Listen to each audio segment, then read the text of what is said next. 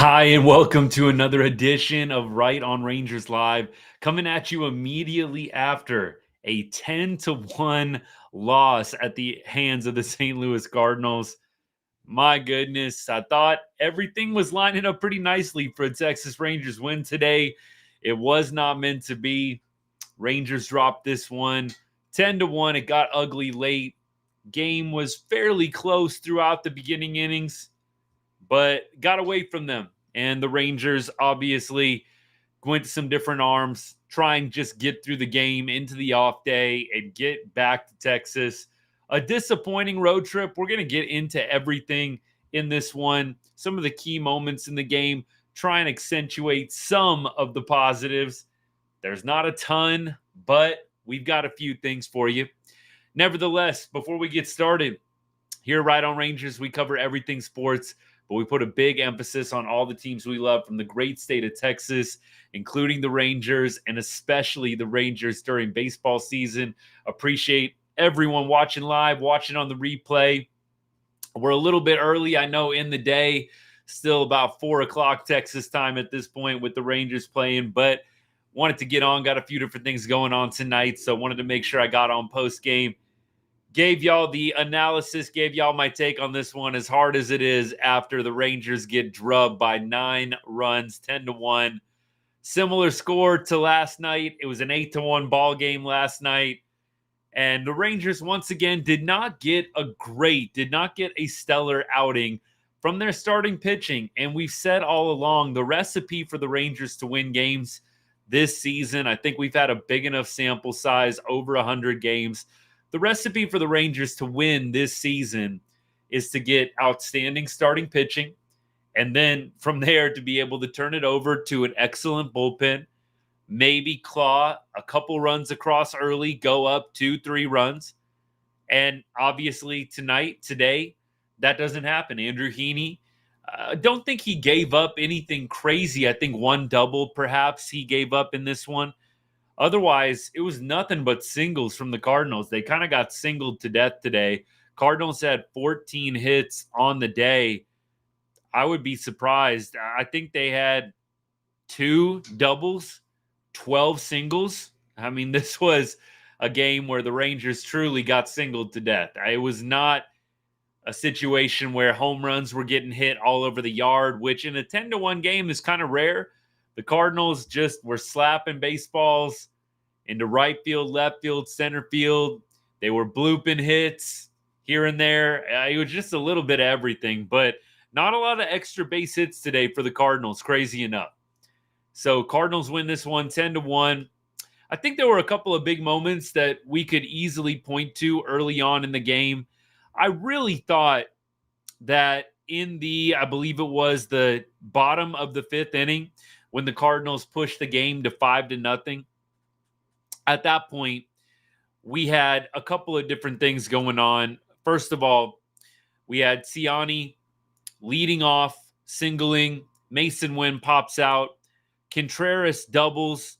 And so you've got runners on second and third, and the Cardinals get a base knock from Alec Burleson. And we're going to kind of take you through that one. This was kind of a big moment in the game. So Rangers bring the infield in, which with 1 out and you're down 3 runs does make sense. Something that I would have done for sure. But a baseball gets hit over Josh Smith's head, kind of a bloop that would have easily been caught by Josh Smith playing at normal depth. Corey Seager was DHing today. And one thing that I do want to note that to me was really disappointing from Josh Smith, and I really don't know what was going on in his mind on that play, but Josh Smith kind of casually jogs back for about 2 or 3 seconds after that ball bloops in right outside of the infield, kind of right on the edge of the grass. I don't know if he was thinking that Wyatt Langford was going to be coming in to get that ball, but clearly a baseball that belongs to Josh Smith. Josh kind of jogs after it casually for the first couple of seconds, realizes, oh, shoot, like we might have a chance to actually get this guy at home, and then starts sprinting after it.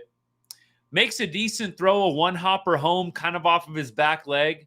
Carson Kelly got the start today for Jonah Heim.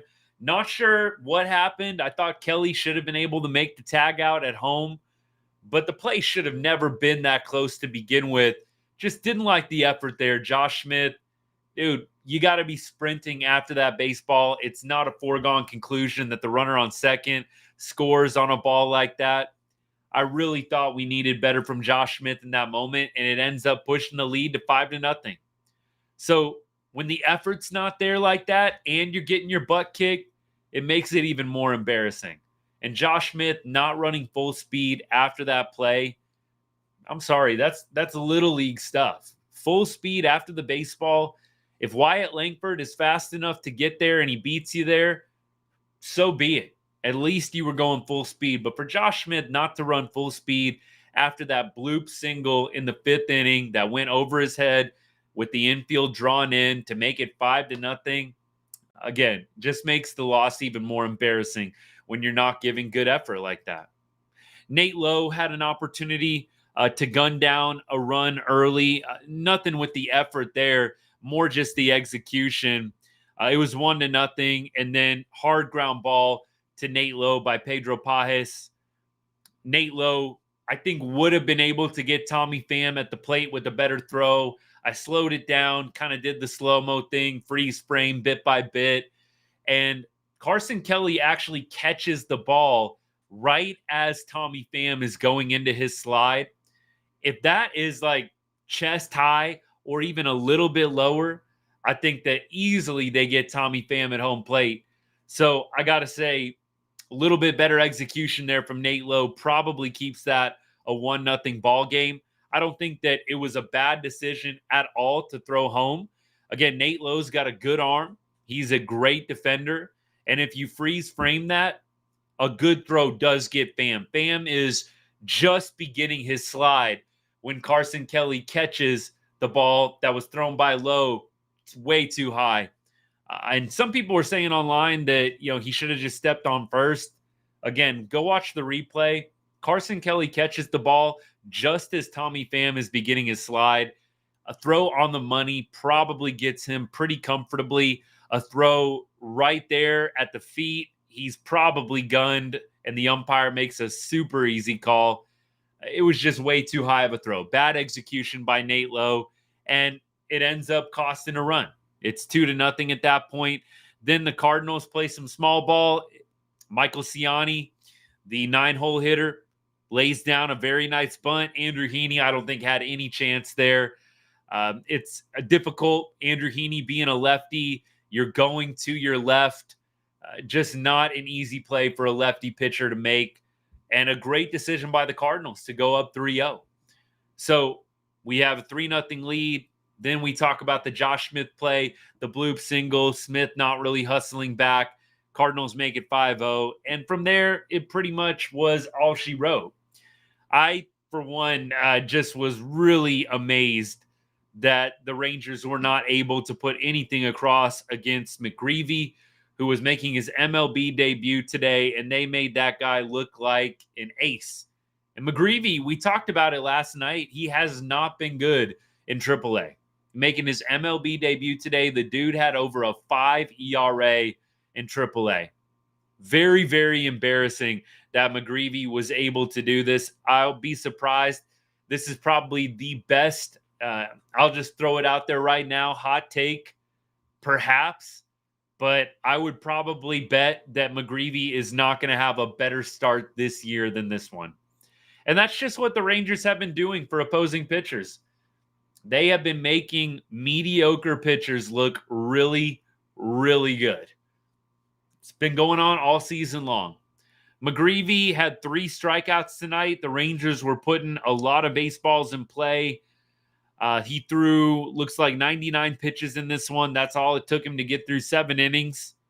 Probably could have gone back out there for the 8th. It didn't matter. Only walked 1. I think that's really impressive, although this is a really aggressive Rangers lineup.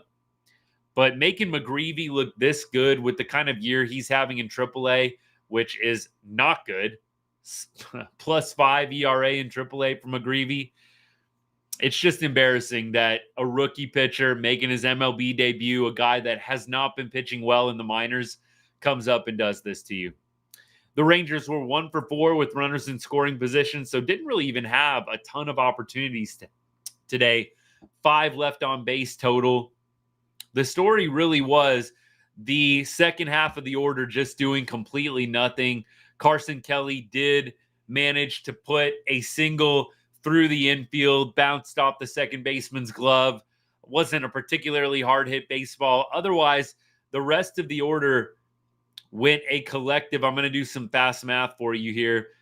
0 for 19, 0 for 22, 1 for 22, something like that. It's just ugly. The bottom half of the order was not good today. Josh Young, figure you got to give him a little bit of a pass. He's still getting back into the swing of things. But Wyatt Langford, 0 for 4. Doley, 0 for 3. Nate Lowe, 0 for 3 with a walk. Josh Young, 0 for 3. Kelly, 1 for 3. Jankowski, 0 for 3. Big reason that I wanted us to buy a bat at the deadline is because you can't keep trotting out Jankowski and Leote game after game as your main platoon. Just doesn't make sense to me. I think all Rangers fans at this point would much rather prefer seeing Josh Smith out in the outfield versus platooning Leote and Jankowski. I just don't think it's a recipe for success. Robbie Grossman, throw him in that platoon. There is just no reason that we shouldn't have gone out and got some kind of bat. You could have got a Yandy Diaz, DH'd him, put Josh Smith out in left field, move Wyatt to center. It's just bad timing. You know, the Rangers are a weird team this year. They look absolutely terrible, and then suddenly they piece together a little win streak. It's not going to shock me if the Rangers go home and have a decent homestand. It's just kind of what this team has been doing.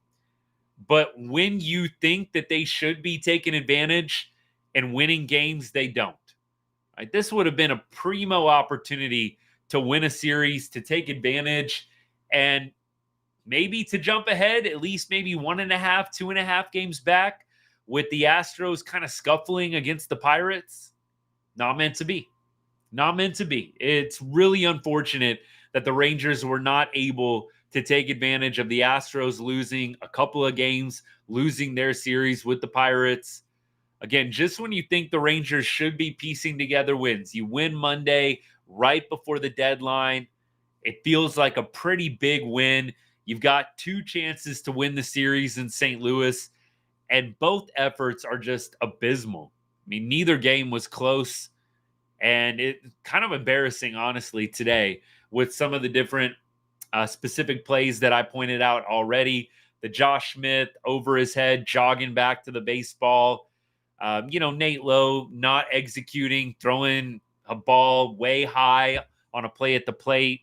Just not great. Just not great. So for me, defense aside, I really would have enjoyed seeing Josh Smith go to the outfield, play left field. I know you're probably losing a little bit defensively there, but I would have appreciated the Rangers going out, getting a bat, getting a guy that they can just DH, and having a better offensive output. I know a lot of people, I don't want to say a lot, but a lot of Rangers fans that I've seen really thought that Josh Young was going to come back and flip a switch. I've been saying pretty much all year, I really didn't think that was going to happen. Josh Young would have to go on some kind of heater to really make a difference with this offense. Now, let me get some comments here. Thanks for being patient, by the way, if you're hanging out. Natalie says, do you think the offense needs reordered? I really don't think a reordering is going to be that helpful. 1 through 3 actually did fine today. Simeon had 2 doubles from the 3-hole. Josh Smith had a single. Corey Seager had a single. I don't really think a whole lot needs to be reordered. It's the bottom of the order and the lack of offensive depth at this point that's causing so many issues. And I think you have to throw out last year a little bit, and you have to look at this year. Doley is a 210 hitter. Wyatt Langford, as good of a June as he had July, he's hitting 247 right now, 688 OPS. Nate Lowe is having a good, I would say, good summer, really. But maybe you say move Nate Lowe up.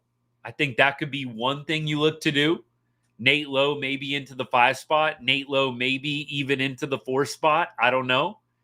I just think at this point, there's not a lot you can do to solve this problem at the bottom of the order and just getting really nothing pretty consistently from the bottom half. You can move Nate Lowe up to 5. You can move him up to 4. I think that's about the only thing you can do. After that, it's just kind of a crapshoot where you put certain guys. I really don't think it's going to make a monumental difference if you move up any of the bottom of our order. Josh Young, you figure, is going to make an appearance up towards the top eventually. But, moving Jonah Heim, I know he didn't play today, but moving Jonah Heim up in the order, I don't think anybody really wants to do that at this point with how Jonah's been hitting over the course of the season. I think the only thing you can really consider doing is maybe moving Nathaniel Lowe up to the 4 or up to the 5 spot. I think the Smith, Seager, Simeon ordering is actually pretty nice. I like having Simeon protecting Corey Seager. I don't like Josh Smith protecting Siegs. I just don't think that's a good, smart move. So, look, that's just my 2 cents. I would prefer to have Corey Seager protected by a legitimate silver slugger hitter than Josh Smith. As much as I love Smith, it's no disrespect. Simeon is a better hitter than Josh Smith. He is. He's got a better track record, more power. I actually like Marcus hitting right here. And I think Josh can be a fine leadoff hitter for us. I really do. I'm curious to see what they do with Josh Young, but those are about the only reorderings that I would do in the lineup at this point. Let me keep going here with comments. Gio, what's up, my guy? Thanks for tuning in. Rangers are now 1-5 in the last 6 games. They're not good on the road. That has been something that I have said pretty consistently. Rangers are pretty good at home. Not a bad team at home here. The splits, by the way, 29-23 at home. So they are a over 6 games over 500 team at home. And they are an 11 games under 500 team on the road. That is pretty much the season in a nutshell. Rangers kind of suck on the road, and they're actually a pretty decent squad at home. So going back home, maybe it'll be a good thing for the Rangers here. Now, you're playing some pretty good competition. You've got Red Sox this weekend. You've got Astros coming up early next week. Maybe the home cooking is just what the Rangers need to get back on track. That's what I'm going to hope for. Glass half full, optimistic perspective. The Rangers have been very terrible on the road. Unfortunate, though, because right before the All-Star break, you remember they went to LA and they went to Houston and actually had a really good road series. So I kind of wondered maybe they would take that positive momentum from the last road series in LA and in Houston, and they'd be able to get some W's out on the road against Toronto and St. Louis. I really don't fear either one of those teams, even though St. Louis is leading. I mean, did anybody really feel like St. Louis, regardless of the score, up and down that lineup, is that overpowering? I mean, look, St. Louis has got some good hitters. The Cards have got some quality players. There's nobody to really be scared of in that lineup. Goldschmidt is not having that great of a year. Nobody in the St. Louis lineup is hitting over 300. They've got 2 hitters that are hitting 280. There's not a lot, in my opinion, to really be fearing in the St. Louis lineup. Arenado's hitting 263. Goldschmidt's hitting 233. This St. Louis lineup really did not intimidate me in the slightest. Credit to them. They had 14, 15 hits today. It is what it is. I think that they could have beat St. Louis at least 2 out of 3 games. At least 2 out of 3. So, especially with the pitching lining up as it did, Lance Lynn, solid pitcher, nothing special. Palante, obviously they got to him on Monday night. And then today, the major league debut dude, McGreevy. Come on now. The Rangers should have won this series. I will say that. Now, I know there's a lot of meltdowns going on right now during the game today. A lot of people disappointed. This team's weird. I'm just going to say that for a second or third time. This is a weird team. I don't know if this team can make the playoffs or not. I'm not really making that decision right now in my head. The Rangers can get hot at a really odd time that you weren't expecting. Just when you think this Rangers team is down as bad as you think they could be, they start reeling off wins. I don't know if they're going to be able to do that against quality competition like Boston and Houston, but it wouldn't shock me. It wouldn't shock me if the Rangers had a really good homestand, just when it like least makes sense for them to do so. I mean, I did not personally expect them after the Orioles series to go on the 5-game win streak that they did. We all knew Chicago was bad, but let's be honest, a lot of us wouldn't have been surprised if we would have dropped a couple of games to the White Sox. I mean, be honest about it. Nobody would have been surprised if we would have dropped 1-2 games to the White Sox. Instead, they reeled off 5 straight victories and got back into the race. I'm not going to be surprised if they go have a good homestand in Arlington, regardless of what happened here in St. Louis. John, what's up, man? Thanks for tuning in. If you're still out there, not quite sure what to say about these last 2 games. We turn rookies into the reincarnation of Cy Young. That's a great quote. We turn rookies into the reincarnation of Cy Young. Adolis just looks awful. The pop-ups are just horrendous. He's referring to, and we've covered it on the show as well, the tremendous amount of pop-ups that this team, the Rangers, seem to generate. I mean, pop-up to shallow right, shallow left, pop up on the infield. It's just pop up city at some points for this Rangers offense. So I really think this point is valid. The Rangers have a bad habit, and we're being nice by calling it that, a bad habit of making mediocre pitchers look really good, look like all-stars, look like Cy Young winners. McGreevy has been nothing special in the minor leagues this year. He only struck out 3. He wasn't getting a ton of swing and miss. We should have been able to hit McGreevy today. It is hard to watch this offense at times. And look, Adolis had a nice little run, but now kind of seems to be regressing back to what he's been all year. 185 over his last 7 games, 172 over his last 15 games, 190 over his last 30. Dolly had a nice little 3-game stretch there where he was producing. There were some 2-out hits, but the numbers are what they are. He's hitting 185 over his last 7 games. He's hitting 190 over his last 30. When is Adolis going to get dropped down in the lineup? I don't know if they can bench him. They don't have any other options. They don't have better options. So I don't know when Dolly is going to be getting moved down in the order, but it needs to happen. Bochy can't keep having a 180, 170, whatever it is hitter in your 5 spot. It's just not going to go well for you offensively. I know that they want so badly for him to just turn a corner, but you're not going to win ball games when your 5 spot hitter is hitting 190. Well, hitting 172 over his last 15 games. It's just not going to work. And again, it makes me wonder if there's some kind of feelings thing getting in the way, if that makes sense. Like, are they really worried about a clubhouse rift, Dolly getting butthurt if he gets moved down? Come on now. It doesn't really take anything beyond saying his numbers out loud to justify moving him down. You're hitting 172 over your last 15 games, dude. Move on down in the order. Is what it is. Sorry about it. I don't think anybody would be questioning Bochy for moving Josh Young up to the 5 spot and moving Dolly down to 7th. I mean, I don't know. I think that's the natural move at this point. No way do you move Nate Lowe down. Nate Lowe is probably top 3, one of our best hitters over the last month. He's hitting very, very well. I think he has one of the highest batting averages on the team. I don't know. I think Dolly needs to drop down for sure. Natalie agrees about Smith getting moved to the outfield. Maybe you do have Duran DH. He was hitting all those bombs in AAA, and some guys are what we call quadruple A players.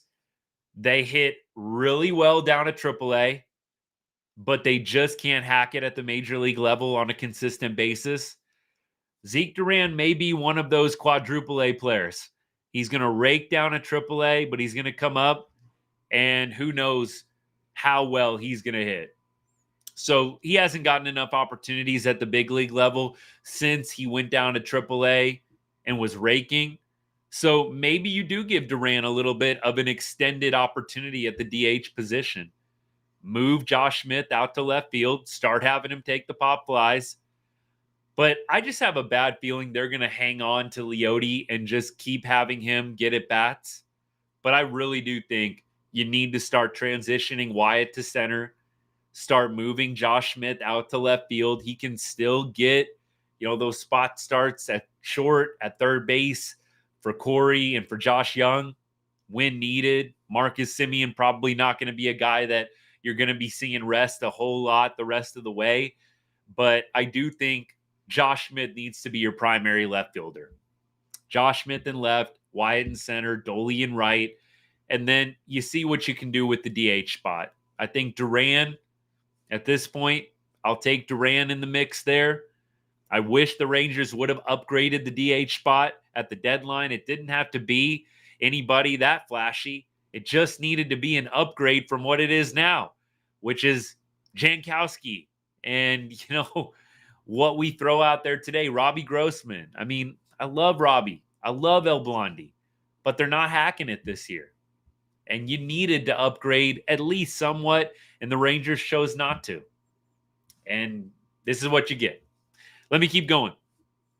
Appreciate the comment here. It says, the unproductive bats are mind-boggling against underrated pitchers. I think that's what everybody is saying here. It's just shocking to me. And we can't get on the top of the order as much, but you would think that some of these mid-level guys, average guys that we've got in the lineup would be able to hit a rookie making his debut who hasn't been good in AAA. I would expect guys at the bottom of our order. I mean, guys like, Kelly, Jankowski, guys like, Dolly, and all the rest to be able to get some hits against a AAA pitcher making his major league debut. Wasn't meant to be. Aaron, what's up? Thanks for the comment. I think we're in a drought right now. Bats are a little sluggish. Hopefully the home cooking back home makes a difference. You get an off day tomorrow. Friday, you're at home. You're at home for a number of games. I hope it makes a difference. The Rangers, when they play at home, they are a team that is 6 games over 500. And that's a decent baseball team if you drag that out over the entire season. That 29-23 clip, that'll work. That'll play. That's a successful season if you can win that percentage of games. You're winning 29 out of 52. 29 out of 52. That is, roughly a 56% winning percentage.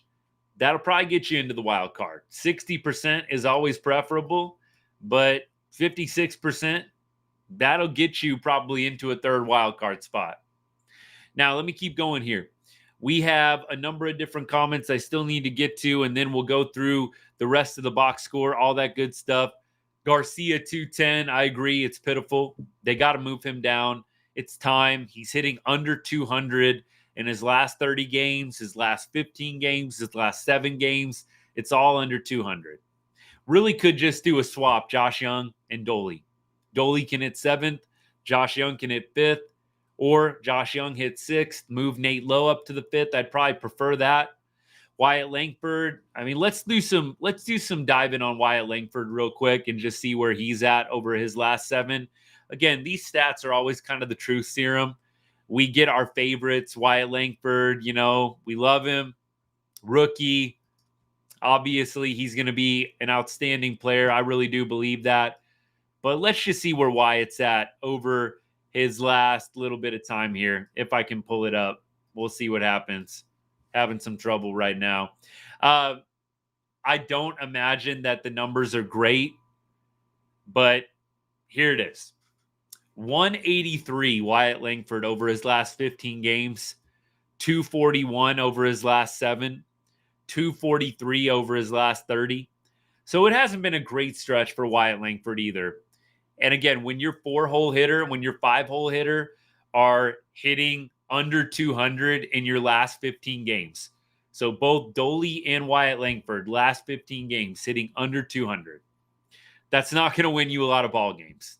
Those are primo positions in the lineup where you need production. So it's not a shock that the Rangers, you take out the White Sox series, haven't been winning a lot of baseball games. And a big part of it is because your 4-hole and 5-hole hitters are hitting under 200 their last 15 games. Let me keep things going here. Another comment for anybody listening on Apple or on Spotify podcast. I know I got a few people that listen that way, so we'll keep reading these comments out loud. Our last 2 starting pitchers can't make it past 4 innings. I agree. It's tough when the starters for the Rangers don't pitch well. You're not going to win a lot of games with this current club. The recipe for the Rangers right now to win is you get really good starting pitching. You hand off an early lead to the bullpen. So the Rangers score 2, 3, 4 runs early. They hand off the lead to the bullpen, and Kirby Yates, David Robertson, Spores, and company shut it down. That's how the Rangers have been winning games this year. If they don't get out to an early lead, their comebacks have been few and far between. I mean, they had one against the White Sox where Wyatt Langford ultimately walked it off in extras, but they do not have a lot of comeback wins this year. Their way that they win is getting up in the first, second, third, fourth inning and then handing it off to the bullpen after the starter gives you 5 or 6 quality innings. Let me keep going here. John says, seeing Pham in back-to-back series was so unfortunate. I think he was mad about the sweep. Tommy Pham is a guy that I wanted the Rangers to pick up. I mean, think about having a guy like Pham right now who was available. The White Sox signed Tommy Pham with like a week left of spring training. Tommy Pham was unsigned until 1 week left of spring training. It's ridiculous. I mean, the Rangers could have picked up a guy like Pham even at the deadline. Why couldn't you have gone out and gotten Tommy Pham? I mean, Tommy Pham is not making that much money this year. Again, the White Sox signed him to a last-minute 1-year deal. I have no idea why the Rangers didn't think about going to get a guy like Tommy Pham. He's making $6 million this year. So what, you're on the hook for 2 point something of it? Because the White Sox have already paid him over half of that contract. So that's what I don't understand. Like, you're not willing to take on $2 or $3 million to get a Tommy Pham. We could have absolutely used Tommy Pham, and clearly the White Sox were willing to deal him. Tommy Pham could have been a great DH for us. We could have had Tommy Pham play left field, and then you don't have to put Josh Smith out there in the outfield. You can just have Josh Smith DH. I mean, tell me where I'm wrong. How would Tommy Pham not have been a perfect solution for what we had going on? Tommy Pham's not a 30 home run guy, but you can't deny Tommy Pham would have been a clear upgrade. So not only seeing him in back-to-back series, but just the fact that we could have acquired him and he would have been a natural fit in our lineup because we need a guy that can DH. So that would either have been Pham or Josh Smith. And then we could have totally put the Leote, Jankowski, Grossman platoon thing, whatever you want to call it, to bed. Then you've got Wyatt in center, Pham in left, and Doley in right. Ride that out the rest of the year and just have Josh Smith DH. The lack of going after Tommy Pham just kills me. It's a rental player that would have given you a great boost, and I seriously doubt that Tommy Pham would have been an expensive guy in terms of capital, farm capital, prospects, and you're paying, what, $2.5 million for him? It makes no sense. It boggles my mind on a completely other level why the Rangers were totally uninterested in Tommy Pham, both in the offseason, but also at the trade deadline. Let me keep rolling here. So Rangers, it says this comment, Rangers are like Tavares, hot and then cold, but mostly cold. I would say Leote's season, it has kind of been like the Rangers season. Leote will hit 300 for 2 weeks or 400 for 2 weeks, just like the Rangers just went on a nice little 5-game win streak, and then Leote will look absolutely terrible.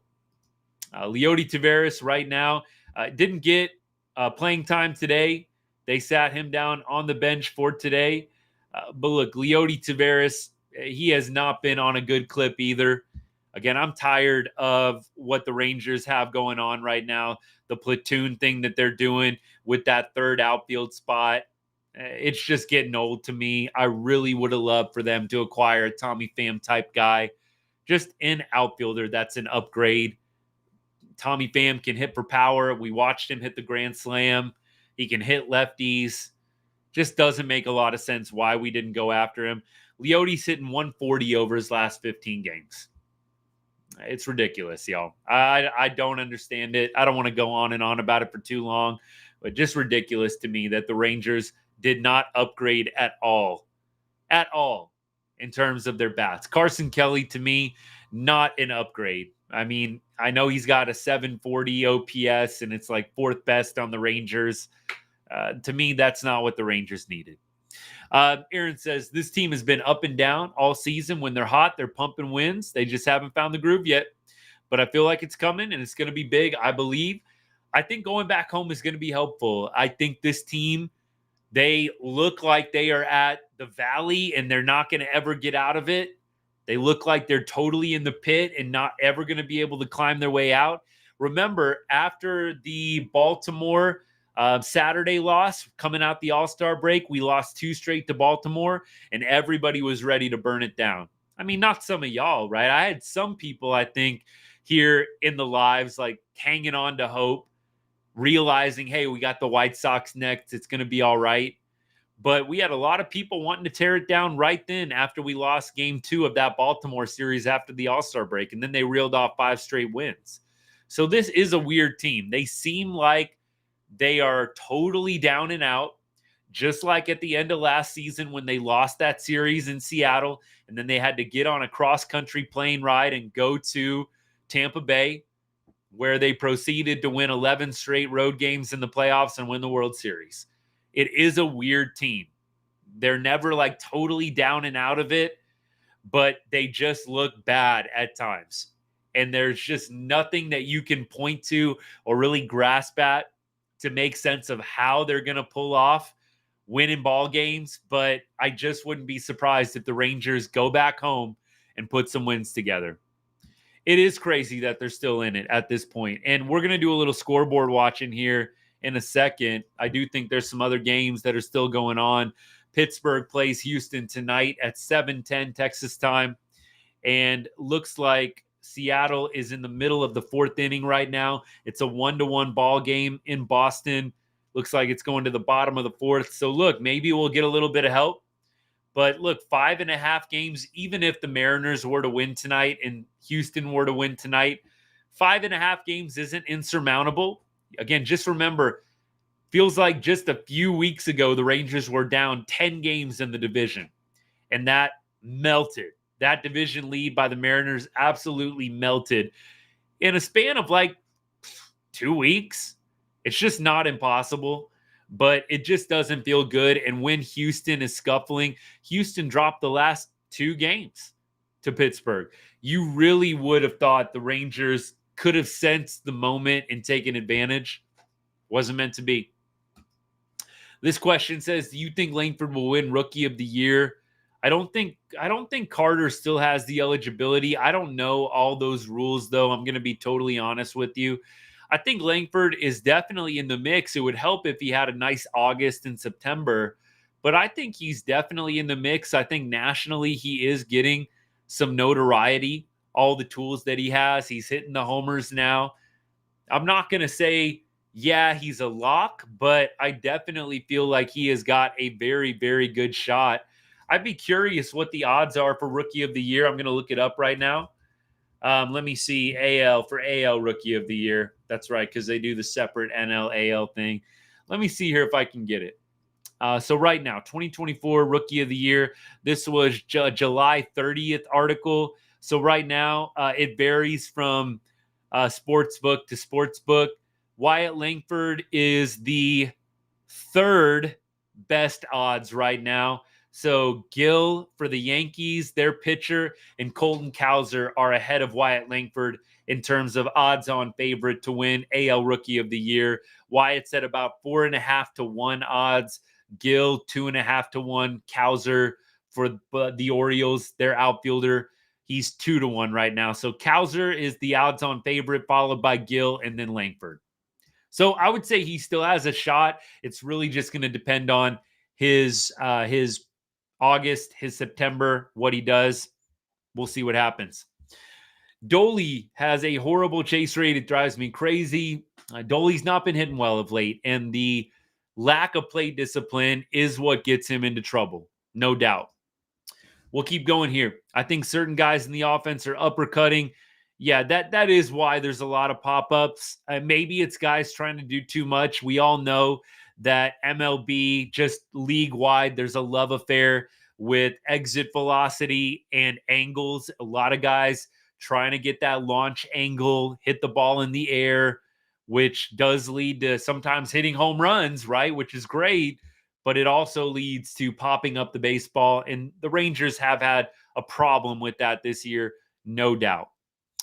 Gio says the Rangers can't get a leadoff hit in any innings today. Didn't feel like we were on at all. We felt like we had a lot of leadoff hitters just getting out. I can go back really quickly and probably tell you what we ended up doing. Ground out in the top of the first, ground out top of the second, top of the third, ground out, top of the fourth, fly out, top of the fifth, ground out, top of the sixth, ground out, top of the seventh, ground out, top of the eighth, ground out, top of the ninth, fly out. No leadoff hitters on today. So, Gio, good observation. You called it. Rangers, no leadoff hitters on today. In any inning, you're not going to win a lot of games that way. Manuel says this team is not taking a wild card. They're not going to win the wild card. I think they're too far out of it. Could they win the division still? It is mathematically possible. We saw how quickly the 10-game lead for the Mariners melted. I think it can still be done. The Rangers aren't giving a lot of confidence to the fans right now that it can happen, but it still can be done, especially if the Mariners and the Astros continue to drop games here and there. So go Red Sox today. Go Pirates today. I'll be watching both those games, hoping we can get a couple of wins from those teams and keep us at 4.5 back. I think we're 4.5 back right now of the Mariners, and I think we're 3.5 back of Houston for second place. Not impossible, but I can't see us taking the wild card when we're dropping games like this. I thought maybe there'd be an outside chance it could happen, but I don't think wild card is going to be something that the Rangers are going to be able to count on. Last year was nice. You had both options available. You had wild card available. You had the division that was there for the taking. Rangers get the wild card berth last year. I don't think wild card is going to be an option this year. What's up, Baseball Network? Rangers have never done excellent this decade, but you'll lose some and win many. But also, the day after we added Josh Young, we've lost the last by so much. I know. I think there was a lot of hype and not me. I wouldn't say pressure, but there was a lot of hype that Young was going to come back and help the team a lot. And you know what? He's just getting back. I don't think it's fair to him to put all the pressure on him to make the offense click. The reality is we have a really bad bottom of the order. We have a very bad bottom of the order. And right now, no disrespect to Wyatt Langford. And I'm not trying to be a hater, but Wyatt Langford and Dolly over their last 15 games are both hitting under 200. It's just not good. There's not a lot of good, solid hitters that are doing well right now for the Rangers. It's like Corey Seager, Marcus Semien, Josh Smith, and Nate Lowe. Those are like the four guys right now that are hitting, like actually hitting. Everybody else is like under 200 their last 15 games. So again, it's Josh Smith, Simi, Siegs, and Nate Lowe. That's all we got right now. Josh Young, we'll see what he brings to the table. Had the base knock yesterday, went 0 for today. Hopefully he can get back in a groove, stay healthy. The wrist won't have any kind of fatigue or anything like that, but it's not good, y'all. When you have only 4 hitters that are hitting well and hitting at all, like, look, it's not even like we've got a bunch of 250 hitters at the bottom of the order, and then we've got Seager, Semien doing their thing. It's like a total fall off a cliff after those 4 guys that I just named. Just not good. Tommy, are you talking about Tommy Pham? I'm assuming. I would have loved to have gotten Tommy Pham. I can only assume that's who you're talking about. I know I'm going through a bunch of comments and there's a little bit of delay me getting to all the comments, but Tommy Pham would have been a great fit for the team. He's a rental. He plays outfield. He's a righty. He hits lefties. He's got some pop. We all saw that last night when he hit the grand slam off us, laced a double today into the corner. Look, Tommy Pham would have been a great addition to the team. I would love for CY to be able to answer why not Pham. I don't know if Rangers media people are asking specific questions, but why not a guy like Tommy Pham? The salary, $2 million. I don't know. I know we're trying to be cheap with the money, the ownership, the uncertain TV deal, but really, you weren't willing to eat $2 million from Tommy Pham's contract? Just doesn't make a lot of sense to me. Let me keep going here. Didn't realize Langford was not hitting that well. Yeah, that is a fair thing to say. So I'm glad you brought this up, Natalie. You've got Wyatt Langford multiple games over the past week getting totally robbed out there. Kiermaier, y'all probably remember in Toronto, robbed Langford of extra base hits for sure. That would have broken that game pretty wide open in the Rangers' favor. So Wyatt Langford's had some tough luck. And he did hit a homer yesterday. So, again, we're not trying to come down on Wyatt. We're not hating on the guy, but the numbers are what they are. He's hitting under 200 his last 15 games. John says, when Leclerc is pitching with the bases loaded in the 5th inning, you know it's going to be a loss. Don't need to say a whole lot more there. That is 100% on the money. Look, it's hard. I can only tell y'all my experience from when I was a player. And I've said over and over, no, I didn't play at any significant level. Small school, small conference college. I played high school baseball in the Arlington area. Look, guys, it's hard when you are getting blown out and you get asked to come in and pitch. It's just hard. The focus is not there. You know that you're just being asked to eat up innings. Nobody wants to be that guy out in the bullpen. Everybody wants to come in to get the hold, get the save. Nobody wants to be innings eater, dude. Nobody aspired to be the guy that eats up innings in the bullpen when they set out to have a major league career. Trust me. So it's hard when you got to go in and have that mentality of I'm still going to pitch like this is a 1-run game and it's actually a 7-run game or a 3-4 run game, whatever the case may be. But yeah, Jose Leclerc, bases loaded. You knew it wasn't going to go great. Perfect pitcher line. That's impressive. That's impressive. I don't think I pulled off a perfect game yet in the show. Just being real.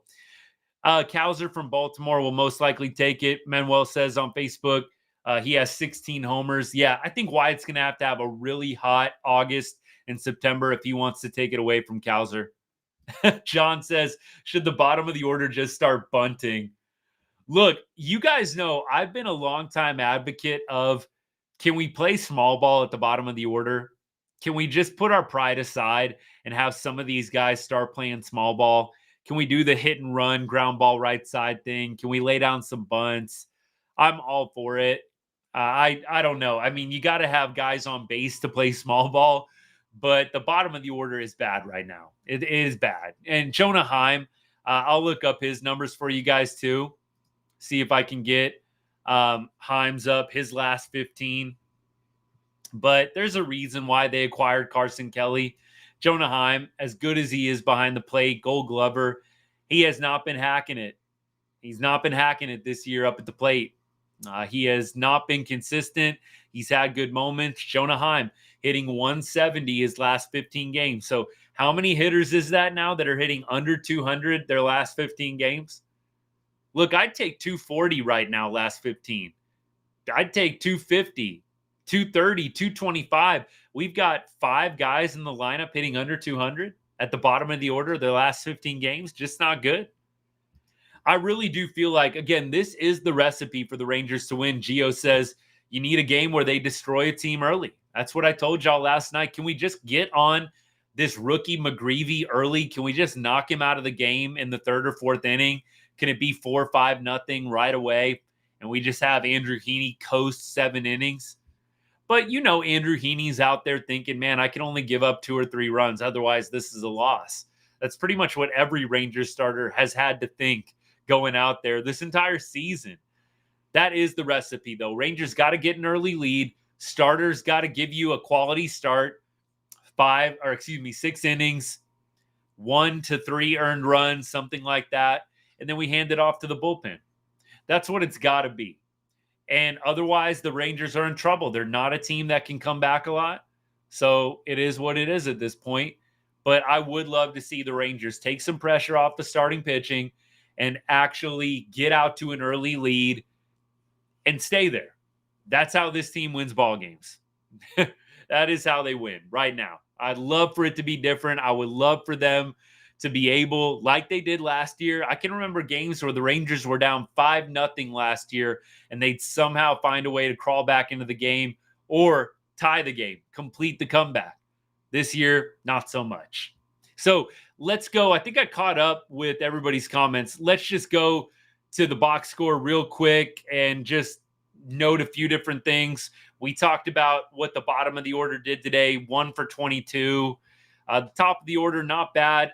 I don't really understand anybody that's whining about the Simi Smith flip-flop. I think it's actually a really good move. Marcus Semien protects Corey Seager better than Josh Smith does.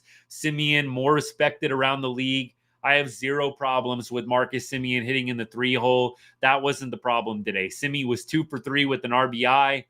I thought he had some great at-bats today. Josh Smith was on base today.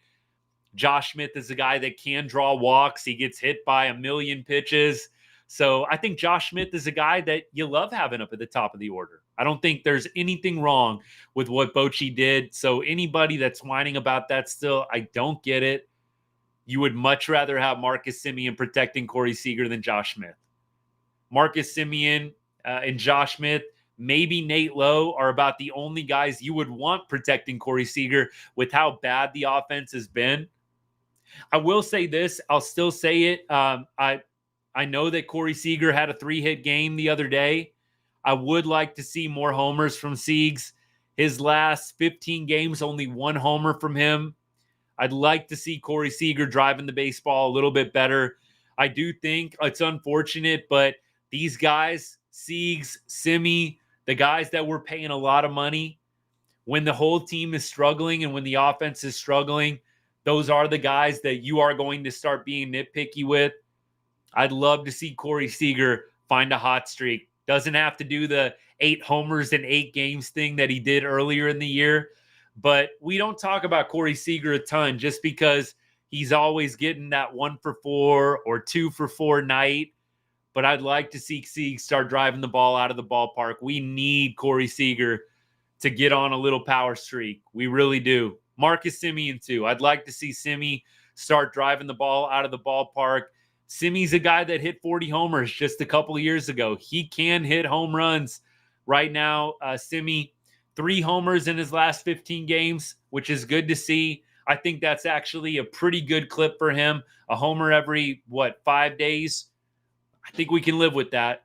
I would like to see Corey Seager's power back get hot. Let's keep going. So we've got a few different things that we can note pitching-wise. Dunning, 1 1/3. Yeah, I don't know what to do with Dane Dunning. He is just not having a good season right now, y'all. He's just not. 4.93 ERA, 1 1/3, 2 earned runs, 4 hits. I mean, like I said, most of them were singles, but still. Dane Dunning, I feel bad for the guy, but he has not been good of late. I think he had a nice little start to the season, but he has crashed hard back down to earth. Last 7 games, 7.23 ERA for Dane Dunning. That includes starts and relief appearances. It hasn't been good. Hasn't been good. Don't know if the injury is affecting him or what's going on, but it hasn't been good. And then beyond that, Latz came in today, 2 shutout innings. Good for him. 1 hit allowed, 3 Ks. I really think that with the acquisition of Chapin, who I just love, I think he's a great fit. Chapin, being a lefty, I think he takes some pressure off of Latz. Latz was like the big spot, high leverage lefty guy. You got to imagine that Chapin is going to assume that role. Now you can have Latz come in some lower leverage moments where you want to match him up. You got Cody Bradford out there as another lefty option. So Latz, probably days are done, him being the pressure lefty, the pressure spot lefty, if you will. So I wouldn't be surprised if Jacob Latz gets right and kind of goes on a good run here of quality outings for the Rangers out of the bullpen. Not a whole lot else to go through box score wise. Let's talk about the game on Friday. The Rangers have not announced a pitcher yet, but the Red Sox, I believe, have. Don't know a whole lot about the Red Sox starter. Not sure if there's any numbers for the Rangers lineup against that Red Sox starter. Looks like it's going to be Crawford going for the Red Sox. Again, Rangers starter is to be determined, but there are a few numbers off Crawford. Looks like Josh Young is 1 for 4. Heim is 1 for 5. Garcia 1 for 5. Duran is 2 for 2. Maybe we'll see Zeke Duran in that matchup on Friday night. Simeon is 2 for 7 with the home run. Leote 1 for 4. Corey Seager 1 for 5. Nate Lowe 1 for 5. So really small sample size, kind of a mixed bag at this point, but that's who's pitching for the Red Sox. I don't know who we're going to see. I feel like we had Evo go on Monday, so it's not going to be Evo. Evo will probably go Saturday.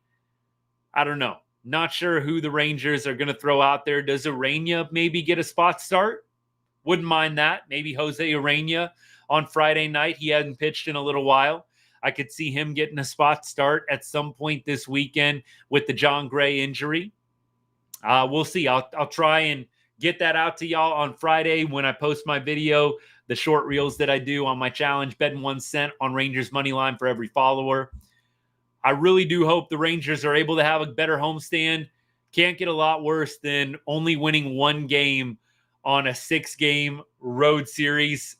I don't know. I think the Rangers have nowhere to go but up after the terrible last 6-game stretch that they had, only winning 1 game. I think the home cooking is going to do them some good. So that is my prediction. There's not a lot to stand on how it's going to get done, but the Rangers, they are a resilient team. They do seem to win games when you least expect it. I do think Jose Urania is probably going to be Friday or Saturday, Gio, if I had to guess. I don't know who else they would really go to realistically. They just threw Heaney. They just threw Dunning. So Dunning may have been a guy you were like, hey, let's start Dane. I think you go to Urania at this point, don't you? I mean, then you can go to Evo on Saturday. That would be 4 days rest. We'll see about Scherzer, but maybe they could have Thursday, Friday, Saturday. Maybe they could have another guy step in there. Maybe Bradford gets a start on Saturday. I think they're going to have to start getting a little bit creative, no doubt. No doubt. John says if he's a rookie, pencil him in for a Cy Young performance.